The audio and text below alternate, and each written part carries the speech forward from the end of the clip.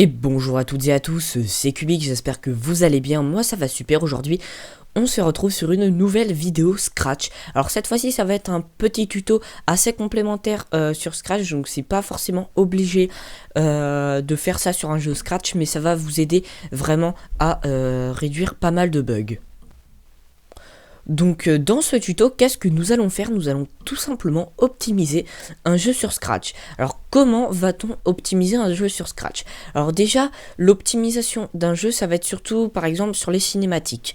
Et enfin sur les cinématiques, enfin vous allez voir, je vais vous montrer sous exemple de cinématiques. Et avec ces exemples, je pense que de vous-même, vous pourrez essayer de trouver partout, vous pourrez caser ces optimisations. Alors déjà, qu'est-ce que j'appelle une optimisation?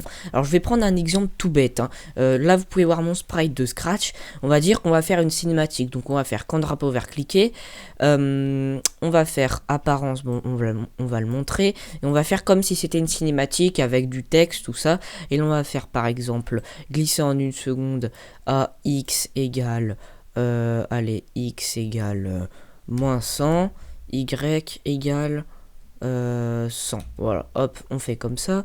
Ensuite, on va faire attendre une seconde. Hop, faire par exemple dire salut. Hop, mince. Hop, salut pendant une seconde. Et de se remettre au milieu. Donc ça, on va dire que c'est notre cinématique. Bon, je vais pas faire un truc trop long, hein, parce que si je fais un truc trop long, on va pas pouvoir avancer dans le tuto. Alors là, vous pouvez voir que si je lance, hop, ça nous fait notre, entre guillemets, cinématique. Voilà. Voilà, on va dire que c'est notre cinématique. Et là, vous pouvez voir qu'on a mis, bon là, on n'a pas mis énormément de code, mais on pourrait très bien avoir une cinématique qui ait beaucoup plus de code que ça. Et comment va-t-on tout simplement optimiser ce code? Pour en fait optimiser un jeu et qu'il y ait moins de bugs, il faut qu'il y ait moins de code possible. Pour qu'il y ait moins de code possible, on va pouvoir faire ajouter un bloc. Cette fonction ajouter un bloc, vous allez voir créer un bloc. On va l'appeler cinématique. On va l'appeler ciné. Option, on peut choisir si c'est un code comme ça, tout ça. Mais nous, on va juste le mettre un code simple. Voilà, exécuter sans rafraîchissement. Non, on va cliquer OK. Et là, vous pouvez voir ciné, définir ciné. Et là, en gros, ciné, ça va être, regardez, si je mets dupliquer, si je mets cette fonction dans définir ciné, alors quand je prendrai le bloc ciné, et ben ça jouera cette fonction en fait que j'ai mis dedans. C'est très sympa et ça permet en gros de, au lieu d'avoir 5 lignes de code, j'en ai plus qu'une. Voilà, c'est tout simple, mais ça permet encore une fois d'optimiser le code et qu'il y ait moins de bugs. Et là vous pouvez voir que si je joue ciné, c'est exactement pareil que si je joue ce code. Voilà, donc c'est sur cet exemple que je peux maintenant vous montrer comment optimiser un jeu sur Scratch. C'est très simple, hein, comme vous pouvez le voir, et on peut faire plusieurs codes, hein, créer un bloc. On peut rajouter par exemple un mode variable. Alors ça, j'ai jamais vraiment regardé, mais on peut voir ce que ça donne. Hop, on peut rajouter un boolean. Tac, et là on peut voir définir ciné, et là on a le bool comme ça. En gros c'est comment dire, là si vous voulez, quand on va dans opérateur, on a des, bon j'appelle ça des bools, hein, mais c'est des booleans je crois. On a les sortes de petits losanges comme ça qui permettent de faire par exemple opérateur, là tac, les opérateurs plus petits que, plus grand que, égal, et ou non. On a ces petits trucs. Et bah nous on peut dire que quand on a boolean, bah on va faire par exemple mouvement, on peut faire avancer de 10. Voilà, ça veut dire que si je fais ciné, on joue ciné par exemple, et que après on va juste prendre dans ajouter un bloc, lui voilà, par contre merci, tac, lui, donc notre boolean, on peut le faire, hop, on peut le créer. Bon après là ça fait comme si j'avais fait un bloc classique, mais après on peut le mettre dans des opérateurs comme ça. Par exemple on peut mettre, donc on va juste mettre exécuter, ça c'est pour les conditions, attendez, voilà, on va faire comme ça, on va prendre un ou, voilà, ou, et on va aller ici et on va le foutre, enfin le mettre, pardon, dans celui-là. Et dedans je peux faire par exemple soit je utilise boolean, donc un boolean 1, donc j'avance de 10, ou alors je peux tout simplement rajouter une autre fonction, On peut rajouter, après il faut qu'on va en faire, par exemple j'ajoute un autre bloc, créer un bloc, on va refaire un boolean, hop, ici, tac, là on en a un autre, et on va, par contre c'est pas boolean, supprimer, voilà, on va le supprimer ici, supprimer. Voilà, alors du coup, est-ce que je pourrais éditer? Voilà, on va l'éditer, on va l'appeler B2. Voilà, tranquille. Là, on a B2, donc on va supprimer lui. On va prendre lui, qu'on va mettre là. On a B2 et on a B1. Donc B1, on peut rajouter par exemple d'autres trucs. On peut lui mettre dans B1 carrément refaire ciné. Donc on va dupliquer ça. Et là, on peut faire par exemple ces fonctions. Donc ça va nous permettre en gros d'optimiser le code. Là, par exemple, les amis, au lieu de faire 10 plus 1, donc 11 lignes de code, et ben je m'arrive avec seulement 2 lignes de code.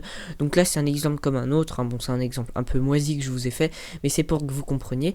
Et là du coup on va lancer le truc. Là on a ciné qui se joue, salut, et ensuite il y aura, voilà, là par exemple il y a boolean 1 qui s'est joué et pas B2 qui a été joué. Donc là quand on met la fonction ou, hein, c'est Scratch qui choisit, c'est pas c'est un aléatoire, hein. Donc là est-ce qu'il va le rejouer? Ouais, voilà, il a refait le même.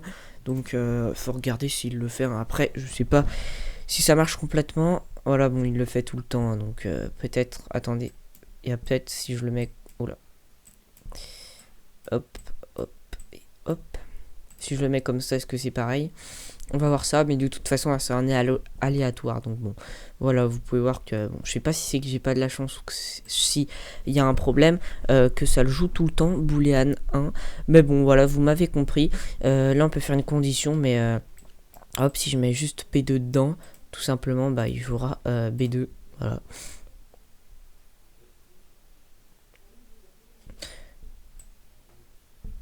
Ok, donc il doit sûrement y avoir un problème, les amis, parce que il rejoue tout le temps le même truc, donc ça doit être moi, hein, qui ai fait de la merde. Mais bon, en tout cas, vous m'avez compris. Ce que je vais faire, c'est que je vais essayer de vous prendre un autre exemple. Par contre, j'aimerais bien effacer ces blocs. Donc, ce que je vais faire, les amis, c'est que je vous retrouve. Enfin, on va faire un petit nouveau calque ici, ne pas sauvegarder, voilà. Et on va faire un autre exemple. Par exemple, on peut faire plein de conditions, hein. On va faire par exemple, je dis n'importe quoi, on va prendre, créer un nouveau sprite ici, et là on va, oula, excusez-moi, et là on va prendre un carré comme ça, juste plein, voilà, et là on va dire tac. Donc là on a un truc comme ça, noir, on va le mettre par là, et là on va faire une condition, quand drapeau vert cliqué, si je touche noir, donc si... c'est où? Apparence, non, event control, voilà, si, donc attendre jusqu'à couleur noir, attendez, hop, on clique là, noir touché, alors donc tout le monde, juste petite coupure, j'ai été interrompu. Donc je disais, quand drapeau vert cliqué, attendre jusqu'à couleur touchée. Et là on peut faire pareil, une sorte de mini cinématique.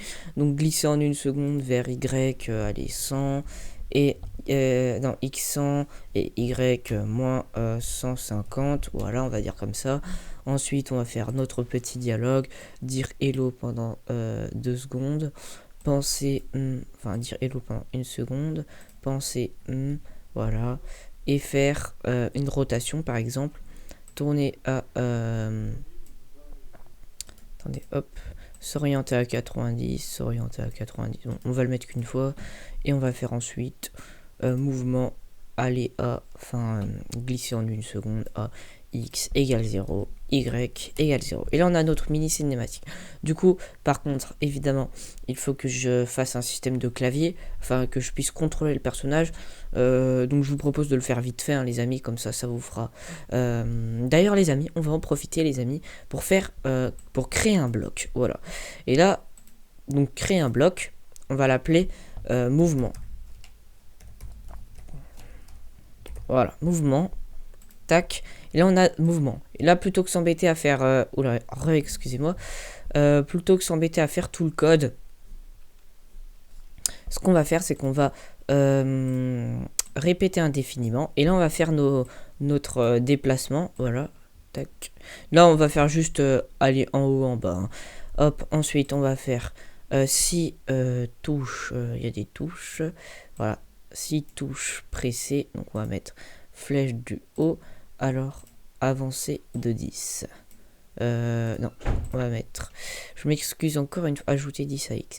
Je m'excuse encore une fois s'il y a des petits bruits. Hein. Je ne suis pas tout seul chez moi. Hop, dupliquer. Ajouter un moins 10 à X. On va dupliquer ça. Hop. Et là, flèche bas. Alors, est-ce que ça fonctionne déjà? Flèche bas. Et là, vous pouvez voir que dans le mouvement, on a le code. Donc, on va faire ajouter un... Et là, on a juste à mettre, quand on peut faire cliquer, et mouvement. Et du coup, ça nous fait moins de code. Et normalement, est-ce que ça fonctionne? Ah mince, évidemment, je ne l'ai pas fait sur le bon sprite. Hein, tout simplement. Donc, ce qu'on va faire, c'est qu'on va le mettre dans lui. Et on va le mettre dans lui. Et on va supprimer ça. Et lui, à la limite... Voilà, c'est bon. Nettoyer. Je l'ai pas fait dans le bon truc, bien sûr. Mais là, sauf que je l'ai fait dans X, alors qu'il fallait que je le fasse dans Y. Hein. Je me suis trompé d'angle. Donc, on va faire ça. Hop, on va le mettre ici. Hop, hop, supprimer. Et moins 10. Voilà, nickel. Et là, boum. Là, je peux le contrôler comme ça. Alors que j'ai qu'une seule ligne de code au lieu de 1, 2, 3, 4, 5, 6, 7, 8. Au lieu de 8 lignes de code, les amis, j'ai une seule ligne de code. Donc bon, c'est plutôt cool. Et là, regardez, hop, si je touche... Ah mince, bon, je l'ai mis sur... je l'ai pas mis sur le bon personnage, le truc. Donc bon, c'est pas grave, hein. Écoutez. Et là, je peux le refaire. Non, je l'ai pas mis à répéter indéfiniment. Donc, ce qu'on va faire, c'est qu'on va... remettre celle-ci ici et la supprimer. Voilà. Et du coup, vous pouvez voir qu'en fait, mon système de déplacement du personnage a été fait qu'avec une seule ligne de code quand on y regarde de plus près. Voilà. Vous pouvez voir que là, ça fait ma mini cinématique. Hein. Du coup, je peux recontrôler mon truc. Bon, après, ça ne remarche plus vu que j'ai pas fait répéter indéfiniment. Voilà. Bon bah voilà les amis, j'espère que cette petite vidéo sur Scratch vous aura plu, comment faire un système d'optimisation de jeu avec les blocs qu'on crée tout simplement. Voilà, j'espère que ça vous aura plu. Si vous avez aimé, n'hésitez pas à liker, commenter et partager. Et puis moi j'ai envie de vous dire, on se retrouve pour une prochaine vidéo. Et merci à tous d'avoir vu cette vidéo. Allez, on se retrouve pour une prochaine vidéo. Allez, ciao ciao tout le monde, c'était Cubix.